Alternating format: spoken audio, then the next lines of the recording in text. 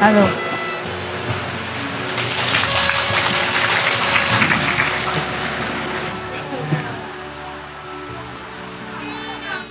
À? 好美啊，真的啊。专家也是好美啊。哎呀，穿什么都说美，怎么办？中国味道哈，啊，你们喜欢哈？啊，中国的味道。看到你们来这么多人，我也很高兴。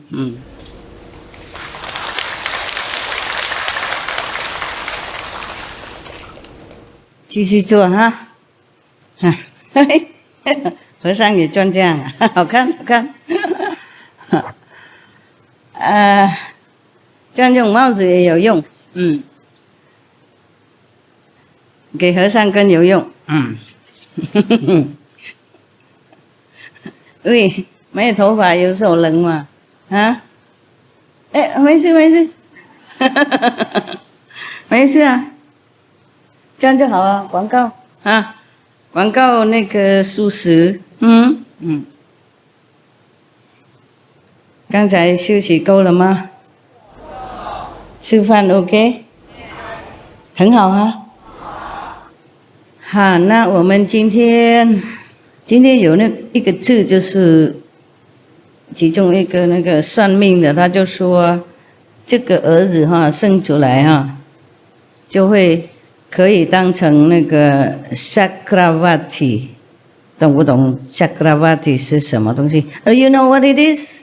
This son will become Chakravarti. Anybody know Sanskrit? No? Nobody know? I think it's kind of 转轮圣王啊。I don't know how to say that in English. It's almost like divas, you know, almost like gods. Yeah, the gods is in heaven. So never mind. We continue, Meaning, this prince that's going to be born will be very, very great. You know, super above human. Yeah, above human standard. Chakravarti. Very, very highly evolved being, yeah? A little above human. Yeah. But, you see, the seer, the fortune teller, told the royalty that Maharaj, according to the scriptures, there already have been 12 Chakravartis. So the prescribed number for this cycle of time. However, one Dharma-Chakravarti, mean the emperor of religion, is still to be born. This is a bigger one, maybe king of the Chakravarti.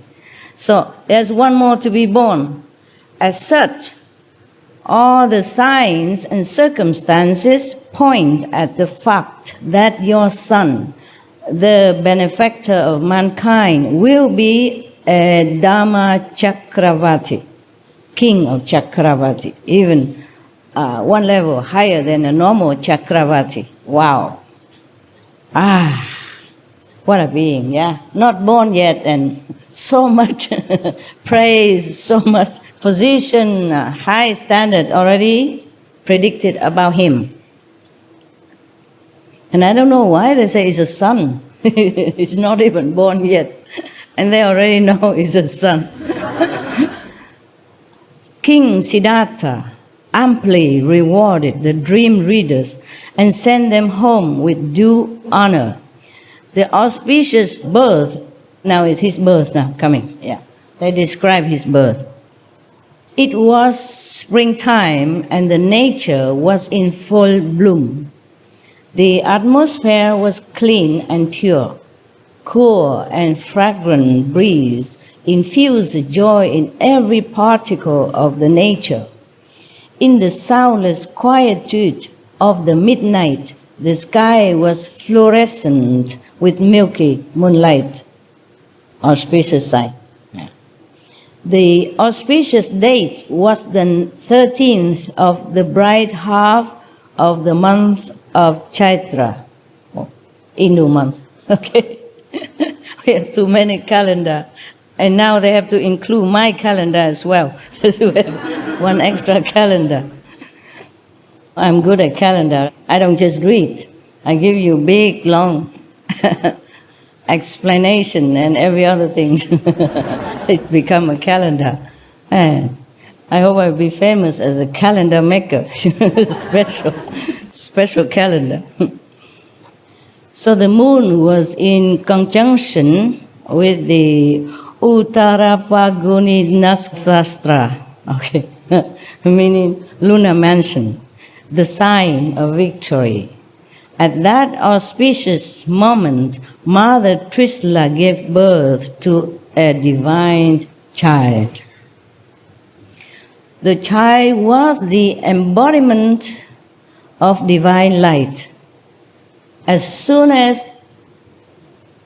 he was born, the world was filled with radiant light. It appeared as if, to behold this divine light, even the blind were blessed with eyes. Such a radiant light, such brightness, that as if the blind people could even see. So bright. Yes. Maybe the blind people could see also if that light were not just outside but also infused in the beings on this planet. Then people can't even see the light inside. Yeah. Also, so in case this light was so bright and so benevolent, full of blessing from the great master, the newborn master, that the beings on this planet at that time might have been infused, blessed to see their own light within. Maybe not too long, maybe for a moment, yeah? Because this is the birth of a great master. So heavens and all the Buddhas, the saints, the past, present master, they're all blessing the whole planet, enjoy and celebration. Thus, even the blind could see. That's what people think at that time. It was possible that the blind have seen something. Yeah, in our group, in our association, there were some members, they were blind. But during the time of initiation, and henceforth, they were able to see things, the inside. Yeah. So they said, oh, I can see this, I can see that. So that's why in the Bible, it is stated that Jesus made the blind see. Yeah. In the Buddha's time also, everything is possible. This light penetrated even the oppressive, dense darkness of the hell. Wow. So the hell beings forgot their pain, their quarrels, their fights, and battles stopped. In hell, so there are different kind of hell, yeah? There are hell when people are burned or chopped or punished in so many gruesome ways. And there's some hell that people keep fighting like forever, like they were fighting when they were alive already, and when they die, they continue fighting in hell. Whatever they have not finished on this planet, they continue in the astral level or in hell level. It's similar. So make sure whatever you quarrel with your wife or husband, finish it, yeah, before you die. You might continue fighting elsewhere, and I'm not responsible. Okay, this is personal, private business. It's not my job to interfere. So all the battles, in hell, or maybe between hell and heavens, also stopped then. Wow. There should be more master keep being born, and then peace will reign on earth and everywhere. Those suffering from a lifetime of hunger and thirst experienced a divine feeling of fulfillment. All around, cool and fragrant breeze started blowing. Patients of chronic ailments felt cured, even healed the disease. Yeah. Natural enemies too had a surge of a feeling of mutual goodwill and love. All the three worlds, heaven, earth, and hell, were filled with waves of happiness. With the birth of the child, the whole atmosphere underwent a strange change for quite some time. Isn't that wonderful? Hearing the news of the birth of Lord Mahavira Swami. Swami is the title of somebody who renounced the world to become monk, okay? Yeah. He was just born, and they, just for respectful addressing, they call him already Mahavira Swami, because as you know, later he will renounce the whole kingdom, everything, and went on to be an ascetic renunciate, a monk. Hearing the news of the birth of Lord Mahavira Swami, at that time the whole kingdom did not know that he will become a Swami yet. Actually, Swami in India, they address to people who has no more attachment to the world, not necessarily a monk, yeah. But mostly, it is addressed to monks or nuns, yeah, Swami, yeah.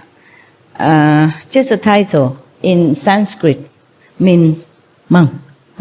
But they address him first for respect, yes. Now, all the inhabitants of the dimensions of gods danced with joy. Even the gods in heaven were dancing with joy. I didn't know they could dance in heaven. Do they have music like cha-cha-cha or something?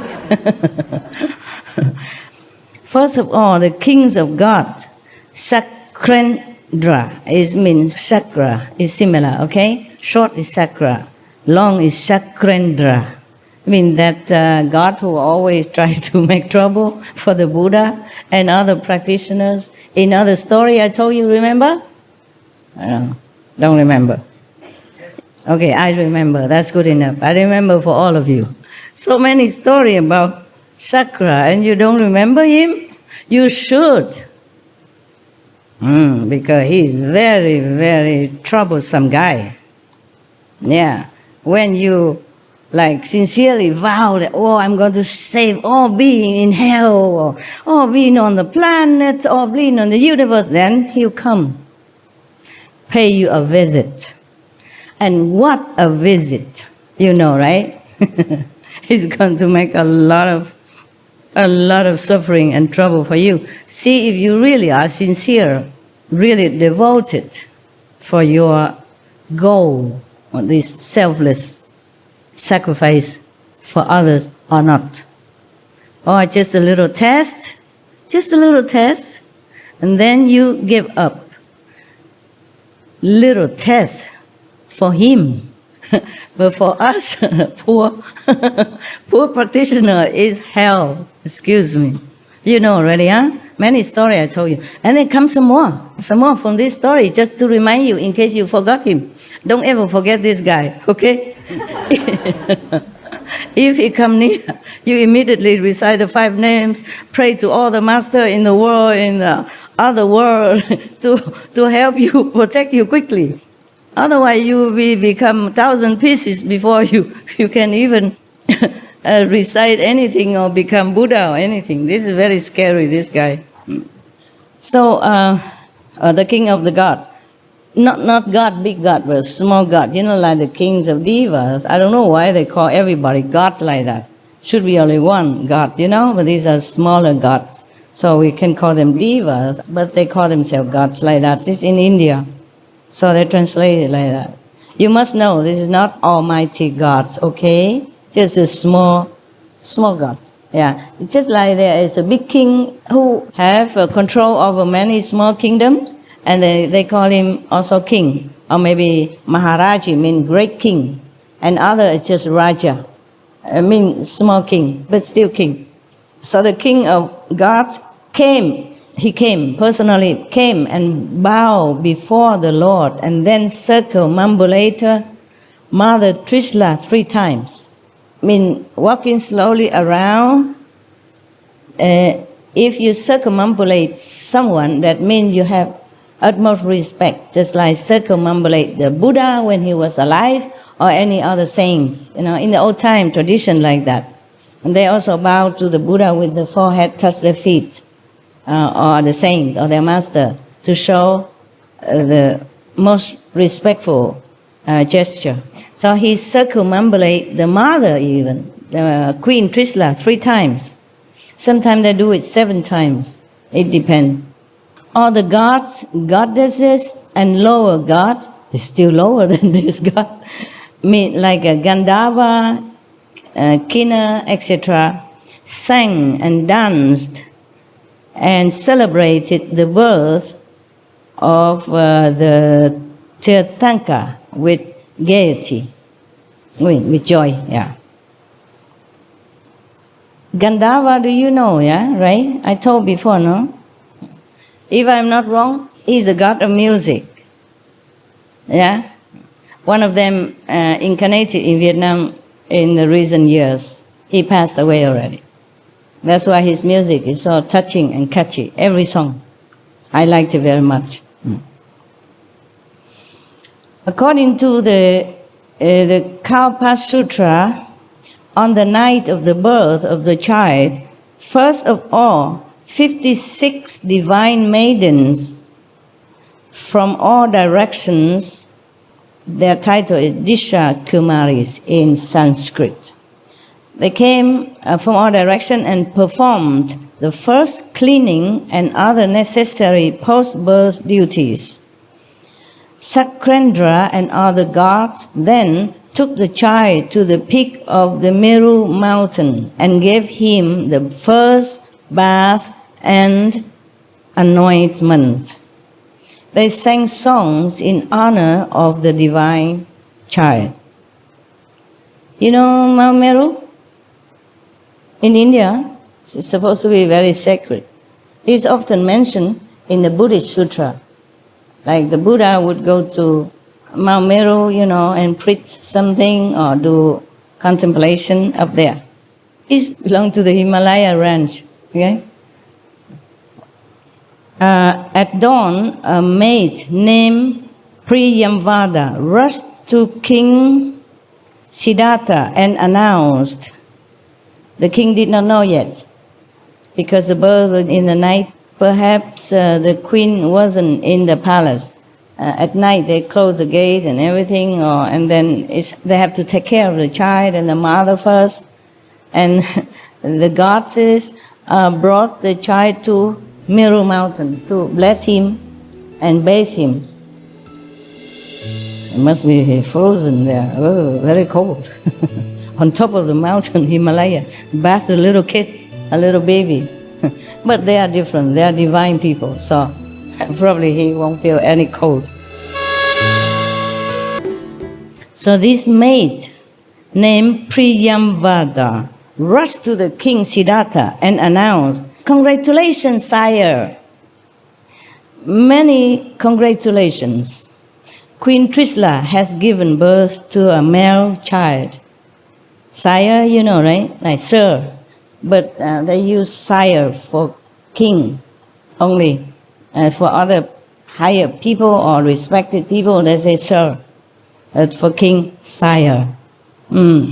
So, filled with joy and ecstasy, the king gave away all the ornaments on his body, except the state emblems. He gave everything that on his body at that time to the maid Priyamvada. He was too happy, too joyful, because he already heard so much about his son before the birth, yeah? It's a great son is coming even. And to have a son to continue his reign, that is auspicious enough already, not to talk about such a divine, great, and auspicious son as that. So he was overjoyed, and he took everything from his, except the one that represents the state and the kingship. He gave everything to the maid. He was too happy. Normally, a king doesn't do that. And you know, it must be very, very precious thing that he has given to this maid. King, they don't wear just, I don't know, it's just this like me. He would wear jewelry, diamond and rubies and lapis lazulis, whatever, you know, the best in the kingdom, and the best and the biggest and the most flawless jewelry that he would wear on his body as a symbol of authority and wealth. Kings in the old time, they wear jewelry, yeah? Sometimes they wear the long pearl also, or long chain, long necklace of jewelry, or something on their head, their body, yeah? And their wrist or their finger. Imagine, he took all that out and gave it to the maid because they're too happy. Wow. Wouldn't you wish you were the maid at that time, huh? Then you don't have to work very hard in loving hurt anymore. Just go enjoy the life of luxury. He also released her from slavery. Wow, even, yeah. Thus, a slave woman was free of her lifelong slavery just because she was the bearer of the good news of the birth of the Tirthanka.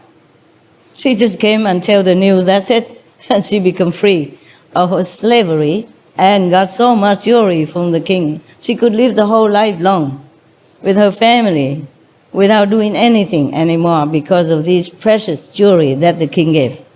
Imagine that. The child just born and everybody profit already. The maid already became rich and free, just like that. Why does the king need to free her? You should know, in the old time, people sell themselves or they are sold as slaves for lifelong, to pay for debt or just to get some money to live by, you know, for the family. Because the poor people, when they have children, sometimes they cannot raise them because they don't have enough money or some circumstances. And they sold their children as a slave. And that will be a lifelong. You will never be free from slavery. Or maybe if you have a lot of money or somebody bought you out, then possible, yes. But it's not always possible like that. Yeah, it's very, very special cases. And even if you have money, you want to buy the slave free, not necessarily the owner, so-called owner, would sell it because he or she might like the maid so much or the slave so much, they don't want to sell. And they have money, why they bother to sell? They don't need money, and they like the maids, they like the slaves, so they won't sell even. Talking about old time, in America, a few hundred years ago, 200 some years ago, still have this kind of trade, you know, of slavery. Nowadays, we don't have that. Maybe in some areas still have. Imagine, 21st century, people still sell and buy others. Look exactly like me and you, still sell and buy them. Like a pen or something, like an object. This is not correct.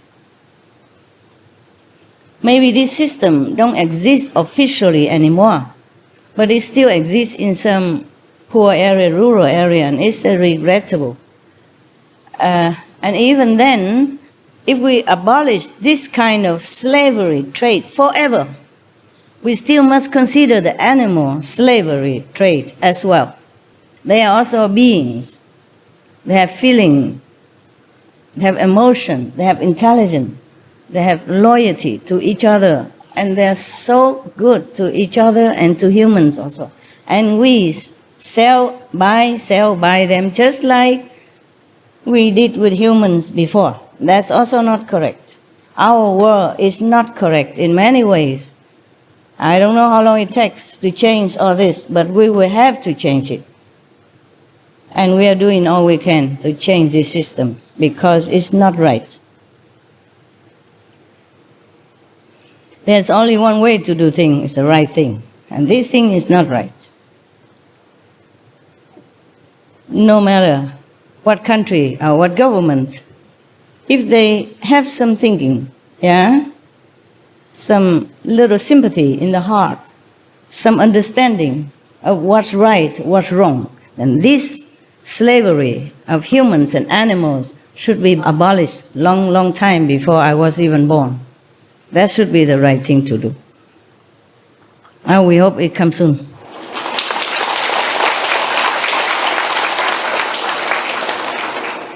Now, the prince was born. So of course they're going to celebrate, huh? And they're going to describe to us the celebrations of this great being called Mahavira.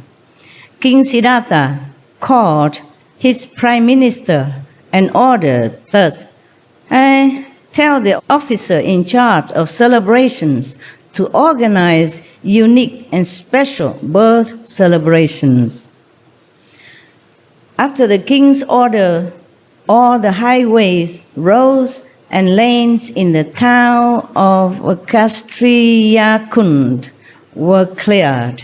Perfumed water was sprayed, and bunting, garlands, and leaves were lavishly put everywhere.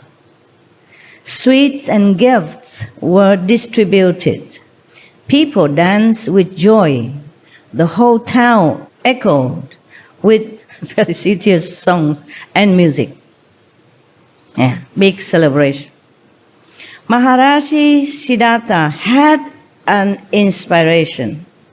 He called the prime minister and said to him, "The celebrations of childbirth in the royal family are part of the tradition. However, on this particular occasion, I want something new, something unique." So the minister humbly submitted, "Sire, express your wish and it will be carried out like your order." King Siddhartha said, "Today announce a general amnesty. Free all the prisoners, write off all the debts, distribute money to the needy, allow 50% subsidy on all purchases from all traders, open centers for distribution of food and clothes to the poor, old and invalid, and liberate old and sick slaves as well. Thus, let the townfolk join the celebrations free from misery, hunger, and bondage." Wow, this is a great pardon from the king. Really great amnesty. Yeah. So the order of King Siddhartha was carried out, of course, yeah. Who dare not, huh? Chop, chop.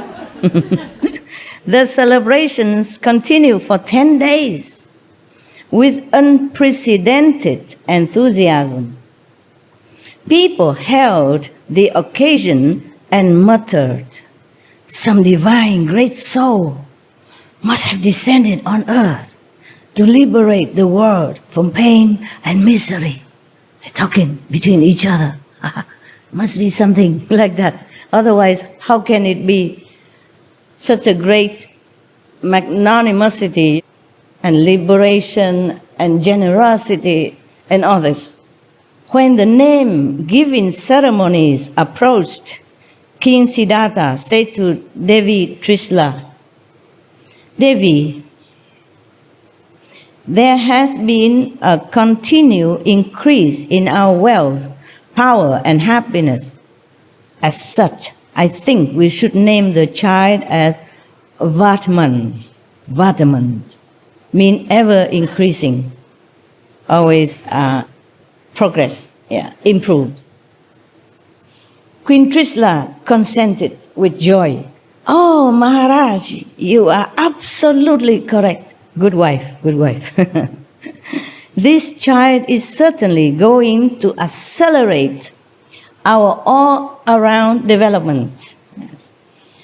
Both of them very happy. So, on the 12th day after the birth of the child, King Siddhartha organized a great feast again, and invited all his relatives and friends. After meals and other state courtesies, King Siddhartha addressed the guests. Since the day this child was conceived, our family has been blessed with increasing goodwill, respect, wealth, and mutual affection. Cash, gold, and gems have increased in our treasury. The public has gained health, peace, happiness, and goodwill. Thus, since the moment this soul has descended, there has been a continued enhancement in our glory, wealth, health, and fame. Wow, such a child everyone wants to have, eh? As such, I and Devi Trisla have thought of a befitting name for this child, Vataman. So King Siddhartha's suggestion was unanimously approved, and the child was formally named Vataman. Now they are telling the story about his early life. Okay. The facts of the early life of Mahavira given in the several biographies, different biographies, yeah, whose names we have recounted above are very few. Indeed. The later accounts have connected him with certain anecdotes, myths, and miracles, but they appear to have been alienated from the other traditional sources and cannot, therefore, be justifiably recounted as the facts of Mahavira's life. They think some of their biography are too exaggeratedly mythical, in content. So they just forget that. Just like not a reliable source, It's more exaggerated. It's just like when people so much respect and revere someone, and they just adding things into their life which has not truly existed. So they think they cut it out. There is, for instance, an anecdote in one of the Digambara books illustrative of Mahavira's supreme valor, which runs thus. One day, Sakrendra, while talking in the assembly of gods, stated, "There is no person braver, more courageous, and stronger than Prince Vadaman." The king of the gods in heaven supposed to say to some subordinate gods like that. And the people, they think, maybe the author of these books thinking that praising an 8-year-old boy's bravery in the assembly of God was a strange thing. A skeptic god jokingly said that Sakrendra was exaggerating, and he proceeded to test Prince Vadaman. Oh, here come. Here come the test. It is possible that the king of God truly was praising the Prince Vadaman. And why not? Just like the Buddha, when he was born, he was only little, but all the gods and the angels and the other saints already surrounding him, bless him and love him. And why not? The god Chakra is supposed to know him, because he was the one who took Vadaman Prince all the way to Mount Meru to bless him and bathe him. If such a incredible person or being going to be a great saint and save beings on this planet, and even save beings in heavens as well, then of course the kings of God would know, even before the birth of the child already. And that's why when the child was born, he was present and took the child up to the Mount Meru to bath in the purest water of the mountain and bless him already. How could he not praise him? In the form of a child, inside already there are godliness already saintliness, yeah, already compassion, mercy, and love. So the God should know, yeah. And if he praised the 8 years old kid in the God assembly, I don't think anything wrong about that. I don't think there's nothing rare about that or unbelievable about that. Do you? No. You think it's strange? No, of course not. Of course not. In the Buddhist Sutra, I think Lotus Sutra, it's recounted that 8 years old dragon daughter, yeah, has already became enlightened. 8 years old only, yeah, so why not? The Buddha also know about that. And also praise her or tell her in front of one of his disciples. I forgot, long time. I read this maybe 40 years ago. Huh? So these things are nothing really very extraordinary. Huh? In the kingdom of gods or the Buddhas or the saints, these things are normal. Only for the mortal people, they don't understand. They think, oh, this is not possible. So they doubt the event in heaven, whether or not it really took place. I think it could have taken place. And this is nothing strange. And if it's written here, I mean, or in other biography, that means maybe one person, very highly spiritual, developed, it could have gone and have access to heaven and probably heard about that or see that. Just like Buddha's disciple or Jesus' disciple or any saint's disciple, they have access to heaven.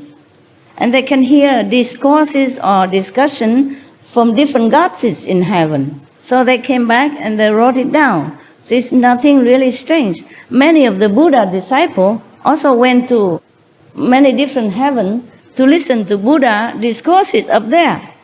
Like when Buddha went to Tusita heaven to give a lecture on behalf of his mother. Somebody came home, came back and recounted. So it's nothing strange about that. But I guess this is a biography of a great master who has been long gone. So the people who wrote this or who translated or who maybe gather informations about the great master, past master, probably not be able to capiche that. Okay? But you capiche, no? Yes. I hope. No need to even say like the God or the kings of gods even. When I was 8 years old, I picked up one of the book or something, a prediction that one child is born in Asia. Right now, that child is about 8 years old, and she or he going to be very great in the world. No need to be the God to even predict that.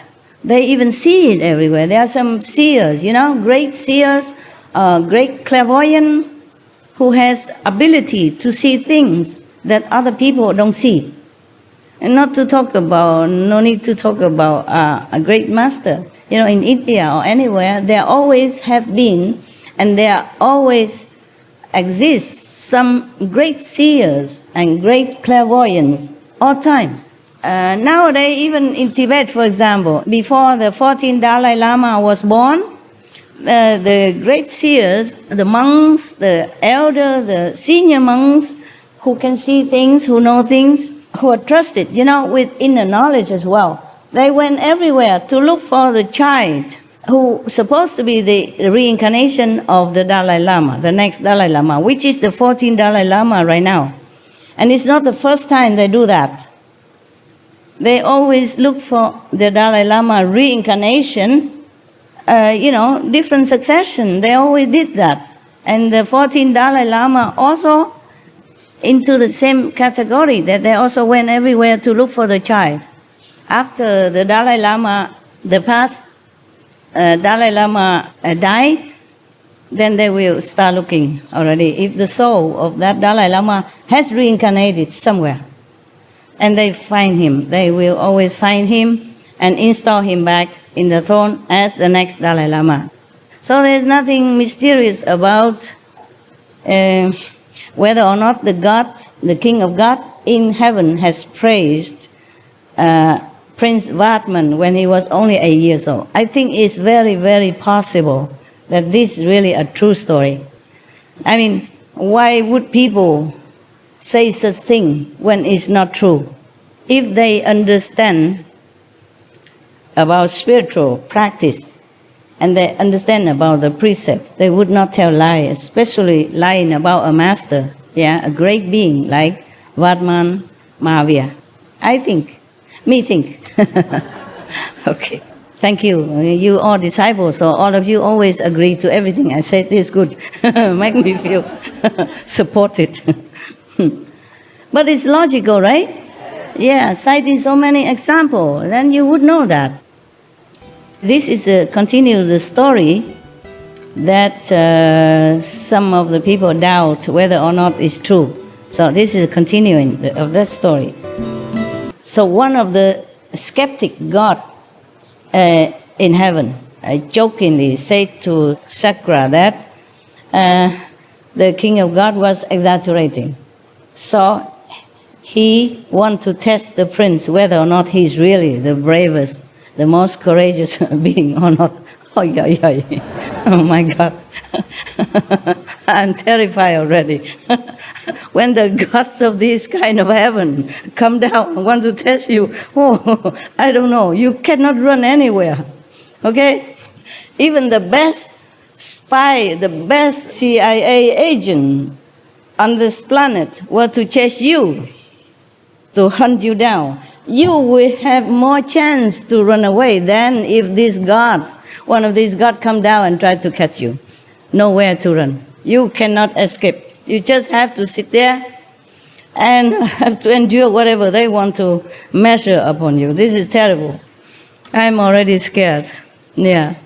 Okay, now this God from this heaven, they are specialized in making trouble for a practitioner. And it's not the prince's fault even. He's only 8 years old kid. He did not even say, I'm this, I'm that, I can do this, I can do that, and I want to save the planet. Be fast, go read nothing. He didn't do anything. It's not his fault. If he grown up already and vowed to save all beings or saying such a great thing like that, then possibly the gods should come down and test him. But it's none of their business. I'm telling you, I really don't like these gods at all. They should just mind their own business. In heaven, they have everything they need. They're so happy, joyful. Why do they mess with us? We, the mortal, we do nothing wrong to them. Never mind. They still want to come down and mess with you. Terrible. So, said and done.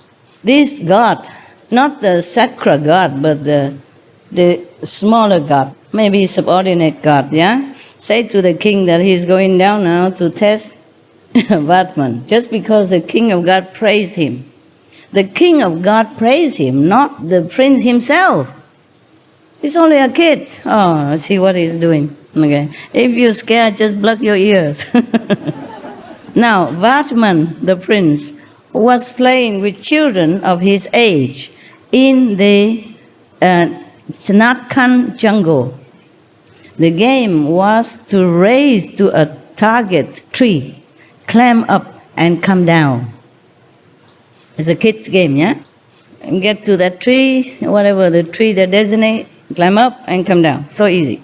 Whoever is the first one to reach the ground was the winner. Yeah. Maybe they all climb up together at one time, and then they all come down together. Yeah? See whoever come down first. So, Vardman ran the race and was first to climb the tree. They probably do the timing. And then the boys on the ground saw a ferocious cobra slithering up around the trunk of the tree. The boys see that. You know who that is already, right? You can guess, right? Suddenly a cobra appeared from nowhere, and right exactly where the prince was climbing, and hissing and raised his hood.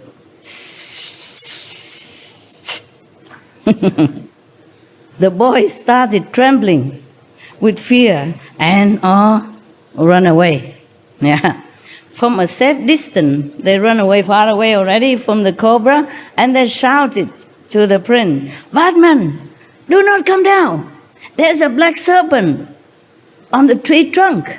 Don't come down." Vatman, already on his way down, saw the snake and also heard the call of his friends. He shouted back, "Be quiet, don't be afraid." So he jumped down. The snake followed him and hissing and leaped at Vatman, jumped at him. Yeah.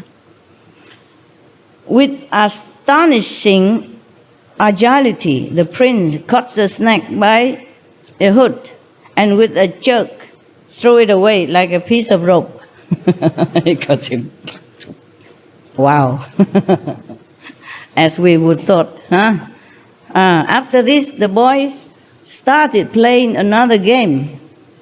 This game called Tindushak. This game was also a race to a target tree. The winner was to ride piggyback on the losers and return to the base. So whoever loses have to carry the winner on his back and then run all the way with the winner on the back, run back to the base. The god who had come to test Vatman also joined the group in disguise as a boy. Okay?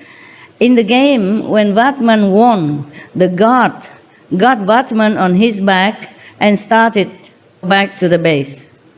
The god was the loser then, one of the losers, so he has to carry Vatman on his back and run back to the base. Yeah. But on the way, he transformed himself into a giant. With the prince on his back, the god flew into the sky. Big giant carried the prince, flew into the sky. The boys shouted with fear, "Vatman! Vatman!" But the prince was very undaunted. Hit the giant with his mighty fist. Boom! The god cried. The giant god cried with pain. Probably he know where to hit, nah? Maybe here or eyes or whatever. I don't know where he hit, but the god was crying in pain and had to land back on the ground. Vatman jumped from his back, but the culprit disappeared, and in his place appeared a god who begged Vatman's forgiveness. I like that. I like that very much. So, I don't know if I should like it, because we're not supposed to hit somebody else or anything, but this guy, he deserved it. He messed up, and he's bigger than Vatman. So, I think it's okay. If it were me, on this giant back, I would also probably given him some of my kung fu. Yeah. Yeah, he has no business to go there and mess with the kids' game, and then took him to the sky, scaring all the kids like that, right? Bad boy. So the god came down and then kneel on the floor and begged the prince to forgive him. Fine, I like that. Now, Indra, I want to test him as well. Oh, there's a next test now. My God, what is this? His life has to be tested all the time. What for? Now, in the school, when Vatman entered the 9th year of his age, his parents thought that it was time to impart martial and formal education befitting a Kshatriya boy to him. Kshatriya, the high class of India, and there are 4 classes. Kshatriya is the top class, yeah? The class of the warrior, yeah, of royalty. Well, I don't think it's the first one. I think the first is Brahman, no? Any India, help me? First is Brahman. Brahman, second is Kshatriya. Okay, correct, yeah. Lucky I remember, otherwise he was laughing at me, see that? Thank you. Yeah, I'm not Indian, you see, and I know all this since I was younger. And long time I don't use this kind of knowledge, for what? Yeah, I'm not Indian, and even Indian people not often remember these things. They have many other things to learn nowadays, especially learn computer and stuff. Nobody care about Brahma or Shakya or whatever the class. But in India, when you go to India, you still have to be mindful of these classes. You don't touch the Brahman class, okay? You don't touch their things. You don't try to go too near to them or utter something that's disrespectful. Even if you go in their kitchen, your shadow is already making trouble for you. If you cast your own shadow in their kitchen, for them it means contamination, pollution, in different kind, spiritually, and they don't like that. So therefore, the prince has to learn martial, not just formal education, but martial art as well, because he's a Kshatriya class, okay? Warrior, yeah. They decided to send him to school. So when he went to the school, he offered his respect to the teacher, just like any other ordinary student. In spite of having all worldly knowledge since his birth already, by offering respect to his teacher, Vatman honored the age-old traditional ideals. Even if he knows everything already, but he went to school, he must offer respect to his teacher. Just the same like every other child, huh? You maybe prostrate in front of the teacher, maybe 1 time, 2 times, 3 times, depends. And then you make some offering, yeah? That means you accept him as your teacher and you respect him. You prostrate to his feet, yeah? To show respect and obedience, yeah. Many of the Asian countries have this tradition. Maybe nowadays they don't do that anymore. But in some area, possible, still have some little tradition left. Remember last year, there was one Vietnamese old man got initiation, and he wanted to prostrate to me 3 times. He kept insisting that it's a tradition, Vietnamese tradition. You have to prostrate to your teacher 3 times. But I said, no, here nobody prostrate to nobody. So please don't do that. He was very reluctantly not doing it. You know, he would have loved to do it with all his heart. I can see that.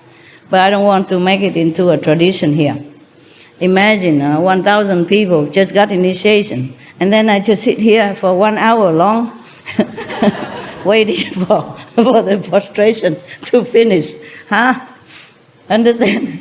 How do I have time to read books for you? I have to read book at home already.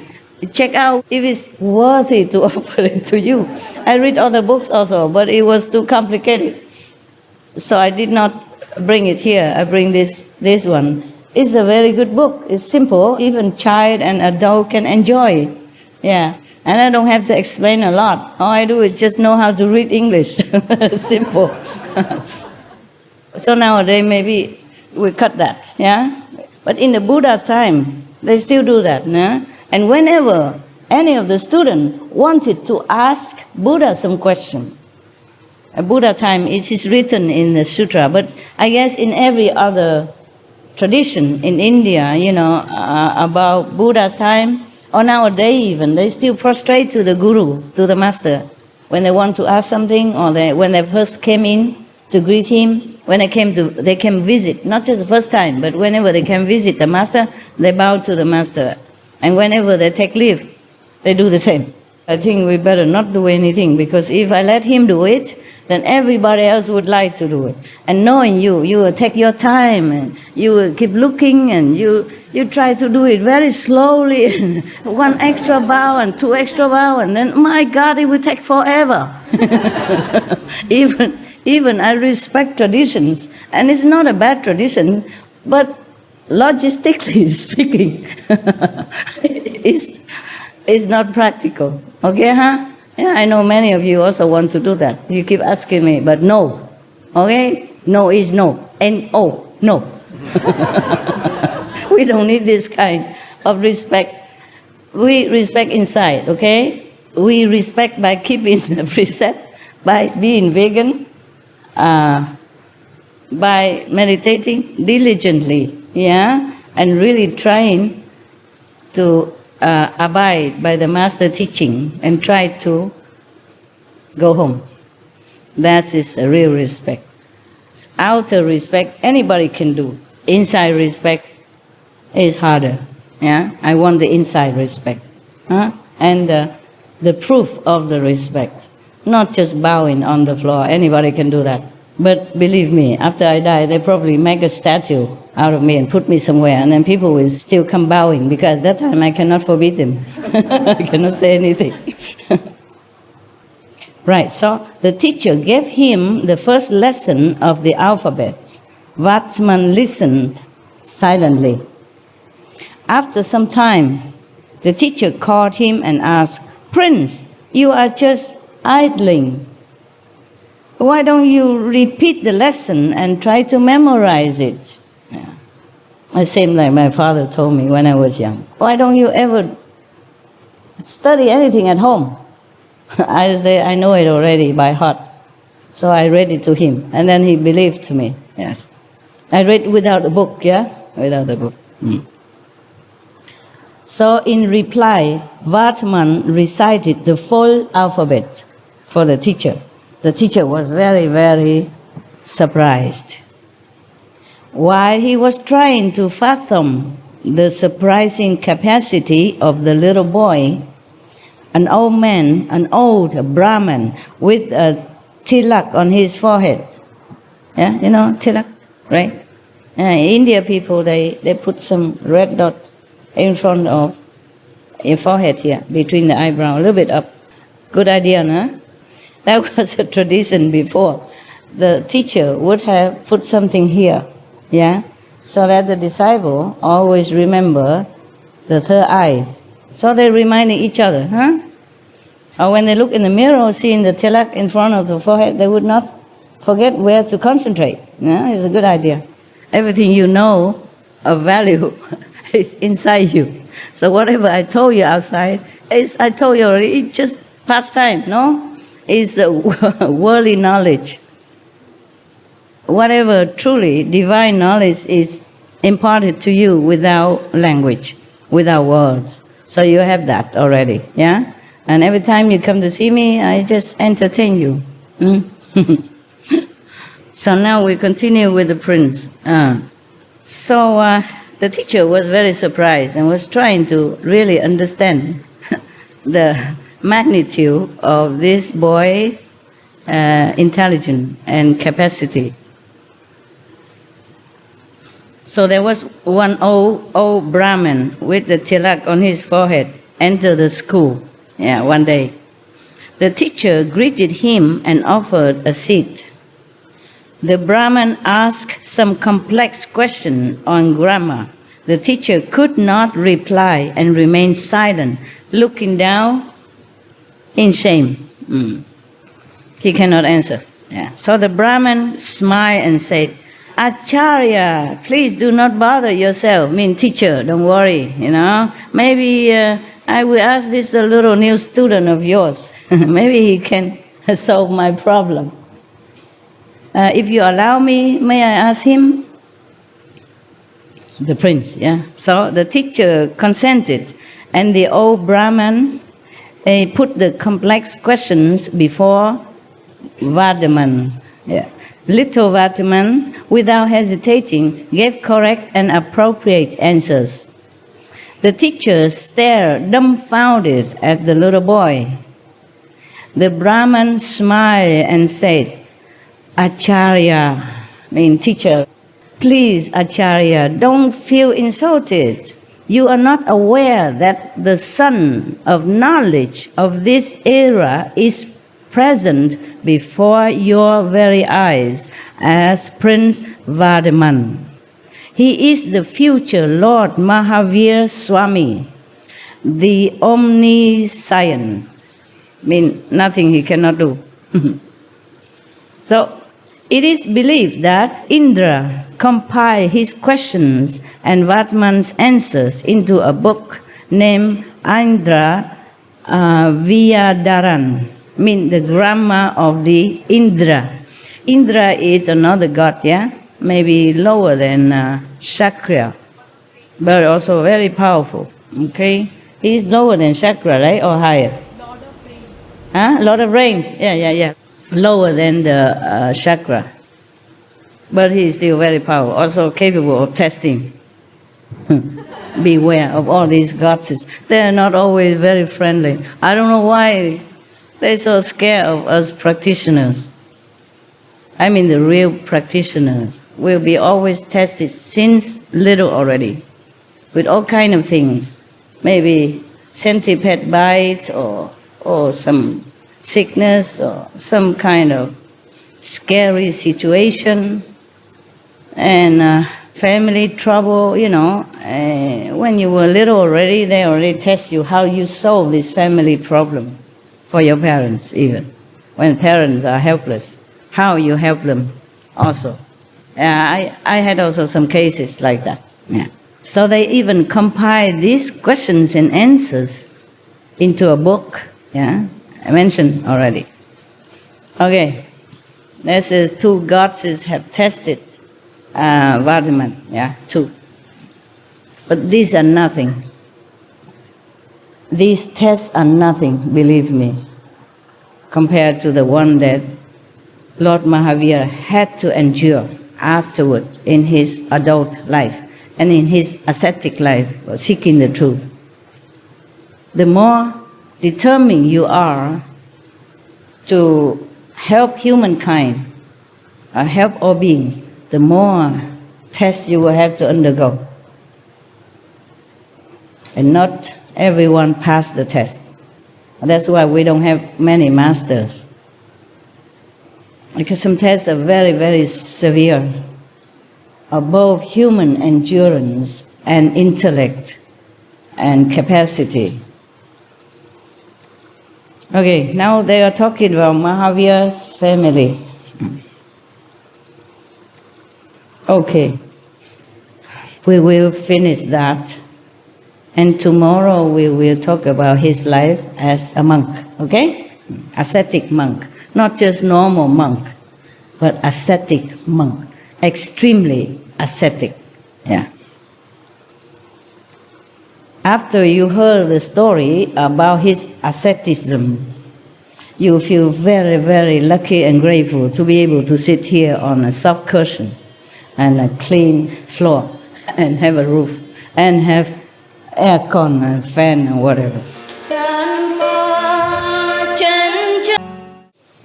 Nowadays in India, people still practice asceticism like that.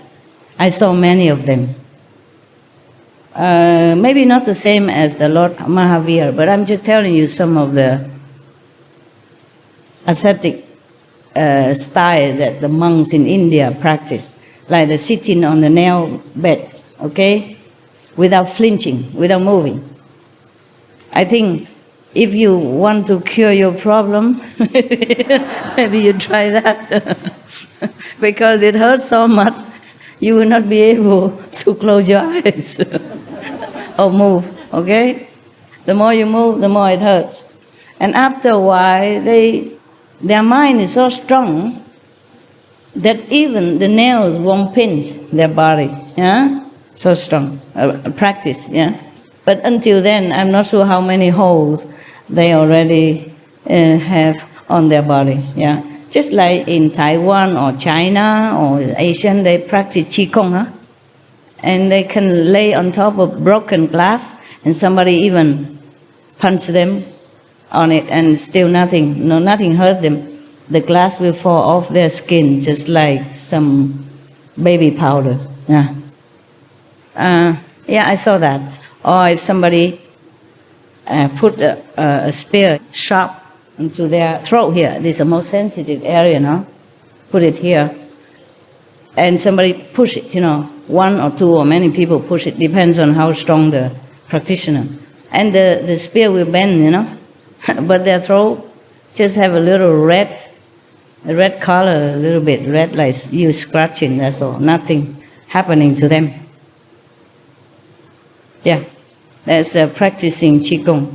In our group, there are some people also like that. Yeah, they did in front of me. before when I don't have a lot of you, and me and the long-term resident, one of them also performed this act. Yeah, it's probably recorded somewhere. Just for fun, huh? And I also show off sometimes, like I lay down very flat on the bed or just on the table. And I dare a big, strong boy come and lift me up if he can. Cannot.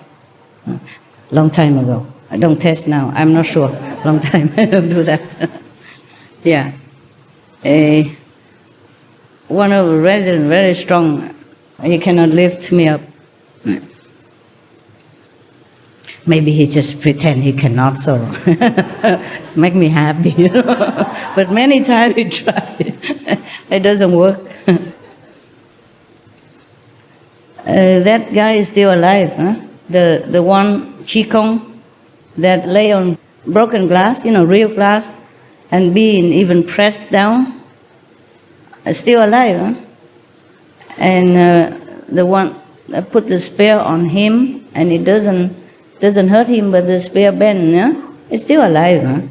I make them use their muscle power and Qigong power to do woodsmith instead, making lamp and stuff like that. Making use of their power into something more practical. Yeah, nowadays it's very, very, very impossible, very, very unthinkable that somebody would go and push him down on the broken glass ever, or even use a spear to threaten him in the throat anymore. So I say, use that, use the muscle and the talent to make something more useful. And I have some Qigong master like that, and some other kind of Kung Fu master also within our group, within the resident group. Outside, your brother and sister, I'm sure there are many more different kind of talents. They have maybe magical power, they can chop wood, no need knife. It's very economy. You buy a wood for fire, tell him just chop it. No need to buy any axe or anything. There are some people like that, yeah. And some of your brother, or at least one that I knew, can chop a small stone. Small stone is more difficult to chop, You chop the bricks, it's more easy, yeah. Or not for me, of course, but more easy because it's bigger and it has more holes inside. Eh? But the small, compact stone from the riverbed, round and small like this, very difficult to break. Now, one of your brother could. Yeah, I saw it. It probably also records some older videotape. You still can see it. Yeah, we have muscle around, eh? So now they talk about Mahavira's family. I told you I have calendar, no? Talk a lot in between. Okay, continue. The Ngát clan, to which King Siddhartha belonged, was same as the Ishvaku clan, to which Lord Rishabdev belonged. So Siddhartha and Rishabdev both belong to the Kashyap family. These people, these two families, are very proud that 22 Tirthankas came from the same family. Yeah. Mother Trishla was the sister of Chitak, the president of the Vaishali Republic. Because of the parental connection with Vide area, she was also known as Vidyahadatta Dina.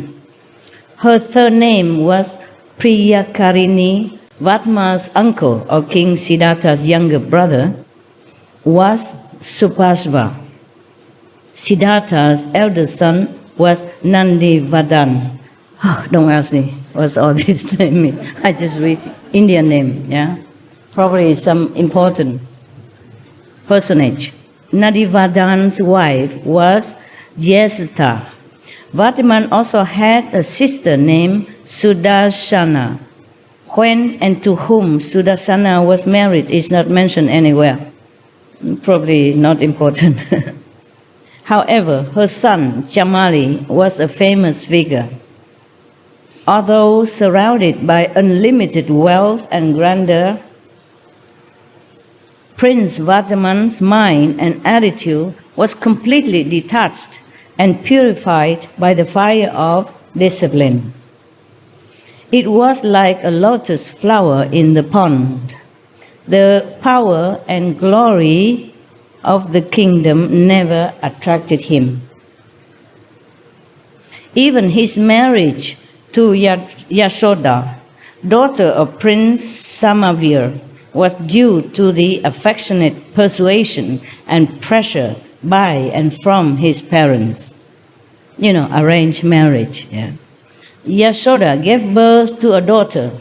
Even though he was married, he was not really attached to all that. So there is a difference between having things and attached to it. Or not having things, but attached to it. So there were two different ways of attachment and two different ways of detachment. Like one time, there was one very great yogi who invited to a very rich person banquet, or maybe even royalty.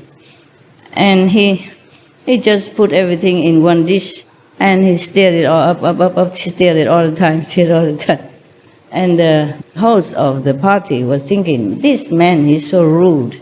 He doesn't taste one by one, and normally if you're invited somewhere, you taste some and you say, oh, this is good and that's good, to please the host as well, as a manner. Yeah, but he don't care. He put everything in and he keeps stirring it.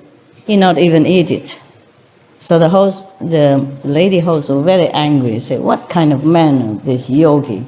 He's supposed to be very greatly enlightened, but he has no manner. Why does he keep doing that? He don't even enjoy our food. It's all delicacy prepared for him and other guests as well. But he just put them all together, like he has no manner and no knowledge of the high society, of the food and of the taste, and he has absolutely no etiquette, no politeness. Yeah, he's very rude. So one of his maybe friend or similar yogi class explained to the host, say, if he doesn't do that, then he will be in samadhi. He will not even be awake to attend your party. Yeah. He has to occupy himself, do something. So he put all the food there, but doesn't mean that he wants to eat them. Okay, he just do it. And like sometime some of your sister, or maybe some of you or anybody would criticize some former king, like he has many wives. But I explained to you already, it's a duty only. He does that as tradition for his country. Also to try to have as many princes and princesses as possible, help him run his kingdom when he's older, or to marry off somewhere else so that they will strengthen a relationship between his nation and the neighboring countries. And mostly king, they don't even know who's going to be in his bed that night even. They just give him a lot of cards and he just pick one. And whoever the name is written on it, then will be his company that night. He like it or not like. It's better he doesn't like any, because if he likes one, then other wives will be jealous. Because mostly these wives are from ministers and from neighboring country. So he cannot favor any of them above the rest. That will make his kingdom shaky, yeah, and endanger his nation. So that is a kind of detachment also, I think. He just fulfills his duty. Many stories we read in, for example, Chinese tradition or Vietnamese tradition. If a king favors one of his concubines, then there's always some war or some trouble afterward. And the king would die, and concubine die or lost the kingdom. Yeah, you know, right? Chinese especially. So here it's explained that even the Lord Mahavira was married to one of the princess here, royal family members, but he's also not interested. If he's not interested in the whole kingdom, why would he be interested in one woman? Because if he became a king, he could have many women, many concubines. Therefore, even if he's married and he is not attached, then it's very, very easy for us to understand. Very easy. Just like Prince Siddhartha, Gautama, the Buddha, he has also many concubines. He has only one wife, but many concubines. Concubines means also wives. It's a different degree. Yeah. Mean he can choose any of them also. Yeah, they are in waiting, like wife in waiting. So he also married and even have a son also, but he also left afterward to be an ascetic. Yeah. And later, Lord Mahavira also will do the same. The story is very similar. It's very surprisingly similar. Also prince, and also rich and famous and wealth and intelligent and strong and handsome and even married and have a kid and still forsook everything just to go seek the truth in all possible hard way. Yeah. Okay, so he married this princess named Yashoda. Buddha, before he became Buddha, he married to Yashodhara. Sounds similar name, eh? Yes. It's Yashoda. And Yashoda gave birth to a daughter who was named Priyadarshana. Prince Jamali married Priyadarshana. They married, the clan, they married each other. According to Akaran Sutra, 3 names of Vardaman became very famous. Vardaman, his parents gave this name, yeah? And Shaman, Saman, or Shraman indicate his natural unblemished intellect. Second name. The third name is Mahavira. This indicates his unique bravery, courage, and tolerance. The gods gave him this name. The gods gave him this name. My name, Supreme Master, is not given by my parents. Also, heavens gave to me. And that name gave me a lot of trouble. Not that I really like to pin it on my chest. Everybody said, "What? Supreme Master? Who are you?" Who are you? Call yourself Supreme Master. They ask all the time. So one time, I say, "Yeah, why not? I'm the Supreme Master." What's wrong with that? Remember? Another of his names was Sanmati. Because of his purity of thought, he also became famous by his name, by this name. Yes. Other names of Lord Mahavira Swami found in canonical literature are as follows: Chanatputra, Vaishlik, Vir, Ativya, Antiya, Kashyap, etc. He has many names. I guess Buddha also has many names, meaning title. Yeah, he has many names, not because he wants many names, meaning titles. Yeah, the people call the Buddha World Honor One, Perfect Arhat, a Buddha, or a Great King, also like that.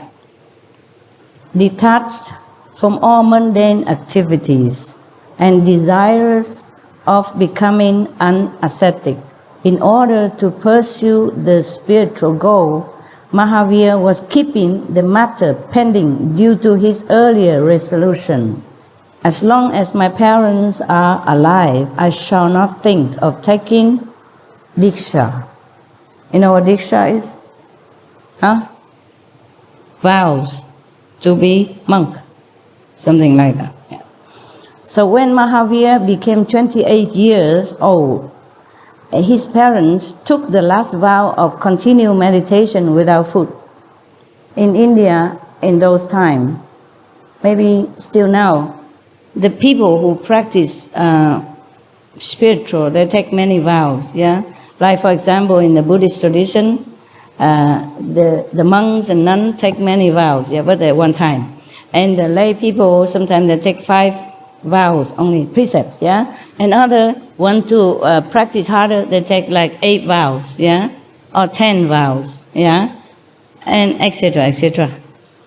And at that time, at the Mahavira time, there are the last vows that you can take.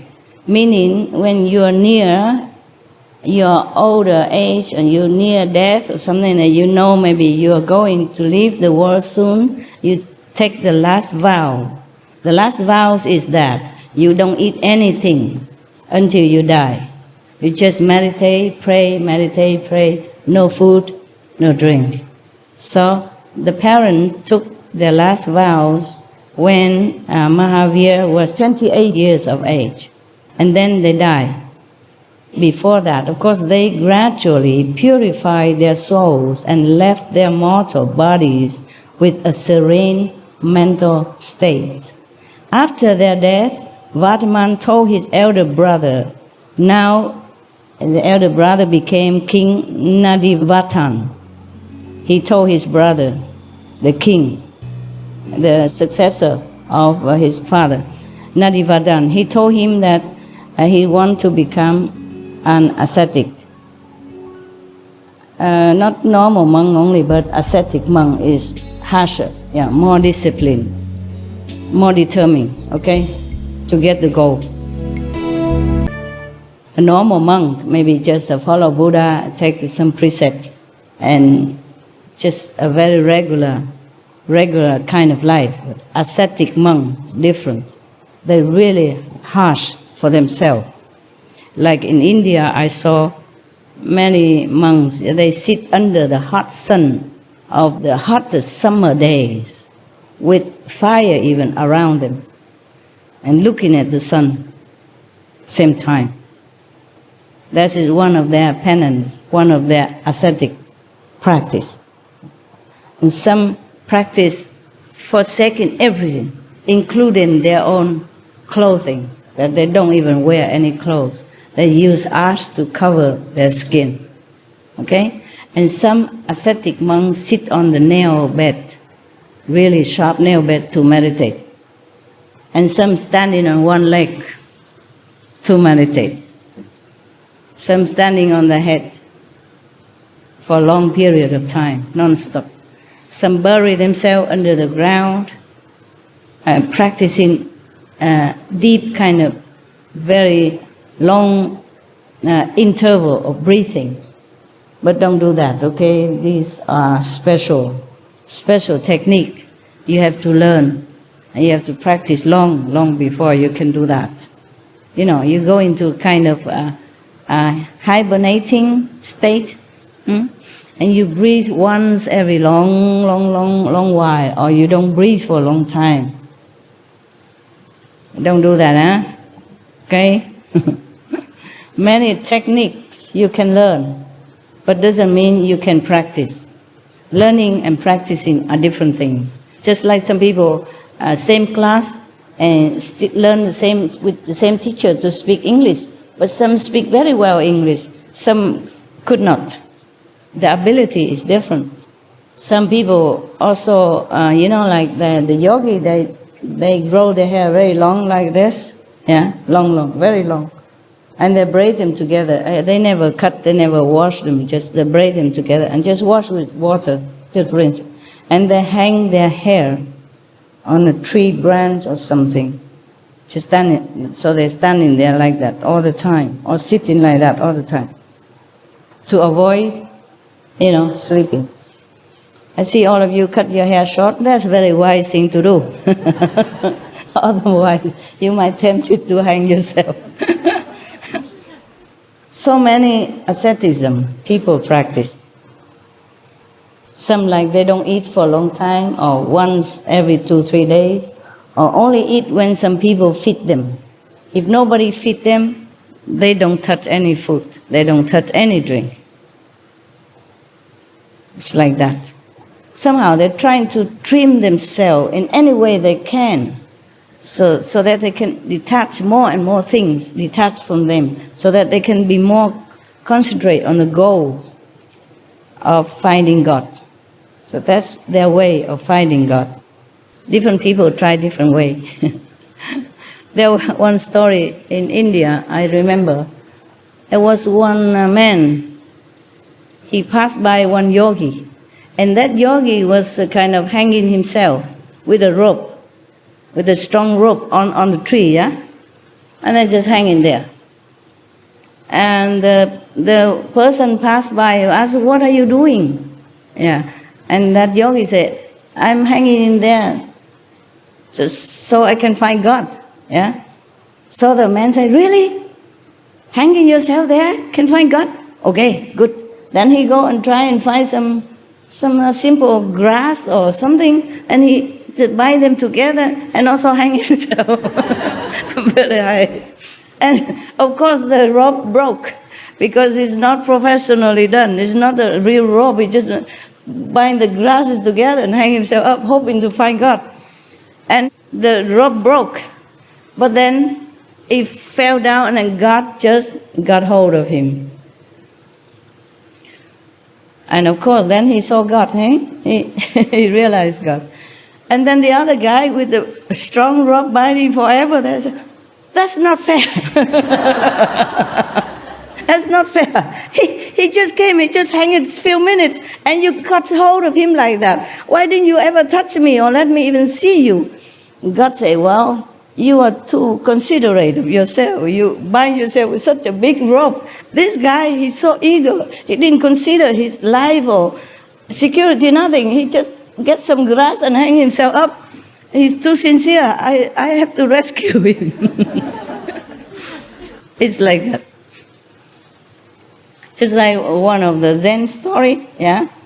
One of the disciples want to see Buddha nature so desperately that he say he had to practice day and night, eating once a day and kneeling on the floor and bowing 1,000 times a day, whatever, yeah?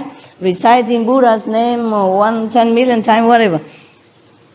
And the master say useless. Yeah, because he asked why I don't see any Buddha nature, I don't see any light. Master say useless. What you're doing is all wrong. It's from the heart, it's not like that. So the disciple asked him, "How is it from the heart? Show me. How can I do it from the heart?" So the master put his head down in the water, and the disciple, "Get me out." Okay? And the master said, "That is from the heart. If you really want a Buddhahood, a Buddha nature, as desperately as if you are drowning in the water, like just now, then that is from the heart. Then you will get it." I guess all of you are not from the heart, that's why you sit here, right? I also sit here, so don't worry, we all sit here together. Why was I talking so much? Okay, now we go back to Prince Vatman. It's more interesting.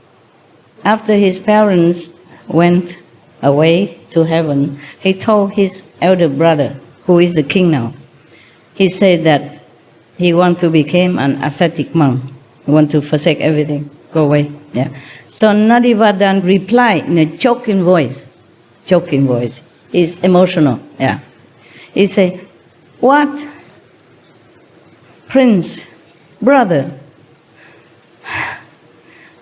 we just lost our parents, and now you want to leave me as well, to be a renunciate.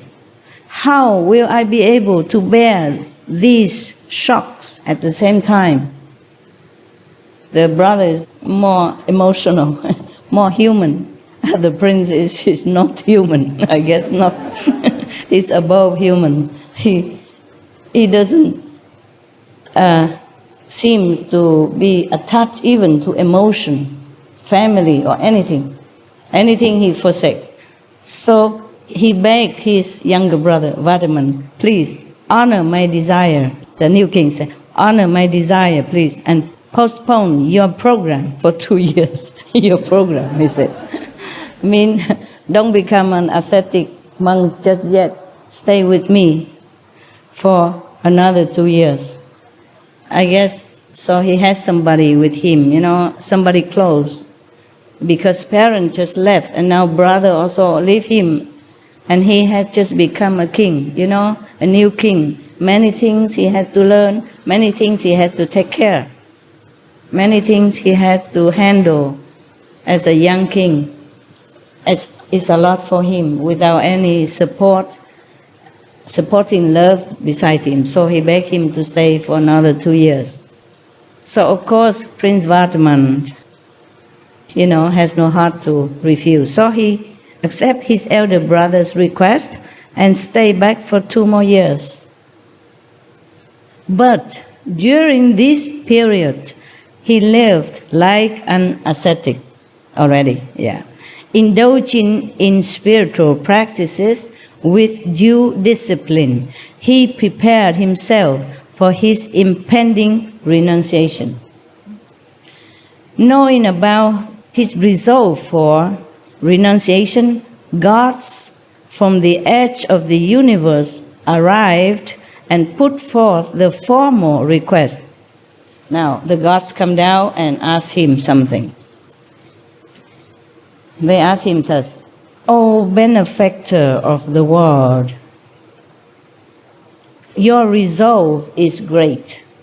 Please proceed on the path of renunciation and propagate religion for the welfare of the world." Oh, they did not ask, they just request him to do that, supporting him by telling him, okay, go ahead. So Prince Vardhaman gave charity 3 hours every day for 1 year long. Rich or poor, whoever came to Vardhaman was awarded whatever he desired. At the end of 1 year, Vardhaman was ready for renunciation. Okay. That is that for now, eh? Tomorrow I read you more, huh? Thank you for listening.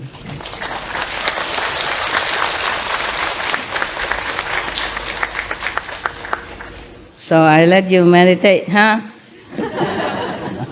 All this way. Yeah.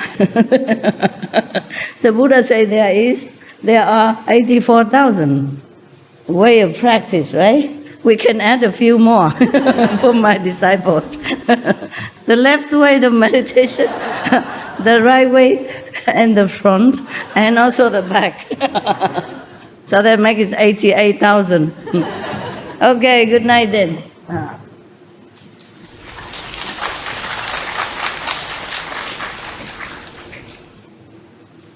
Good story, yeah? Yes. See you.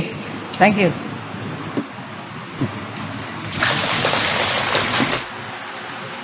尽量晚上打坐 ，OK？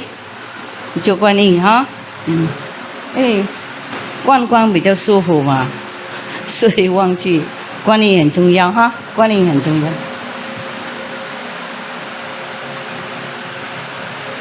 Love you 。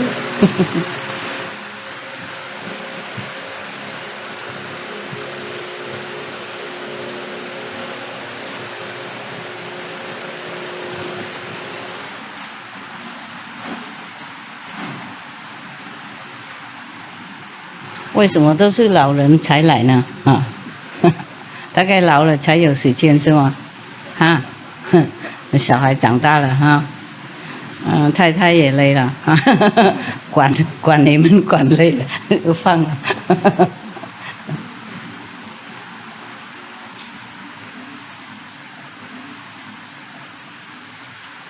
这样也对了，因为在印度哈，如果要当和尚，50岁以后才当。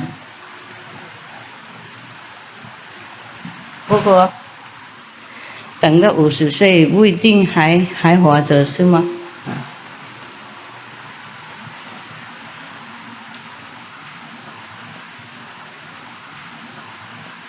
那个就是普通的和尚。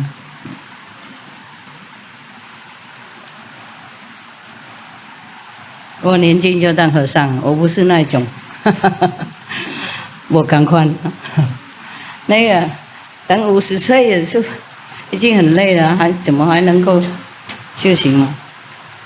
不过他们普通的和尚，普通的男孩子都这样，要等那个结婚啊，然后负责任啊，然后小孩长大了，然后才离家。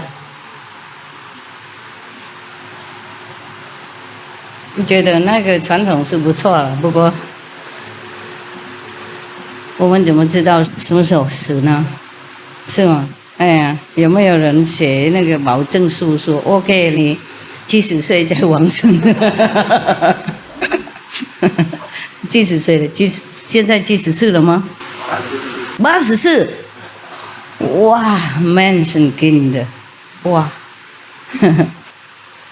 在德国他们什么惊讶，他这么说这样 Menschenkind 的，没什么意思。跟我们台湾人说，哇塞，这样子，84了，哦，看起来不差哈，你们2个看起来都不老。我认识他们已经30多年了，看起来跟以前差不多，修行蛮不错才对，不错。哇，你们还活着，我也很高兴。看到几个老朋友嘛，他也是啊。哎呀，不然的话都是那个新的，然后我不认识，懂不懂？这些护法，如果他们护法衣服脱掉，我不认识，啊，我认不出来。啊，没有几只啊，啊，别的都好像走了。啊，老的硬性的同修不多，那个时候很小，怎么还对师父信心到现在还不变呢？啊？为什么？风波那么多，是不是啊？不会啦，不会，永远真诚。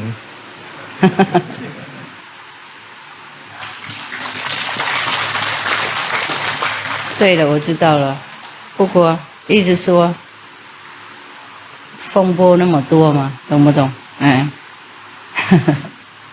名誉不好，还是跟着。OK， 继续了。80多岁还这么强壮，厉害。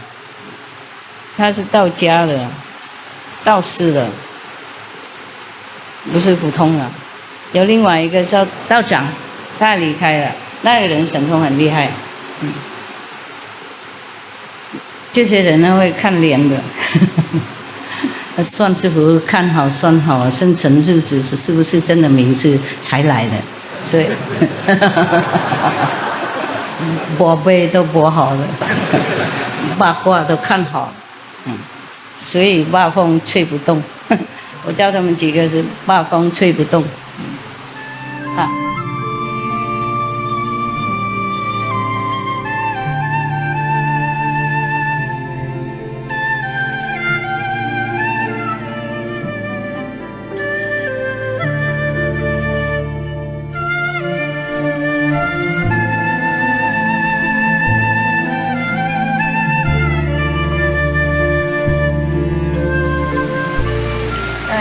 活着哈，要等我哈。OK，Thank you 哈，大家。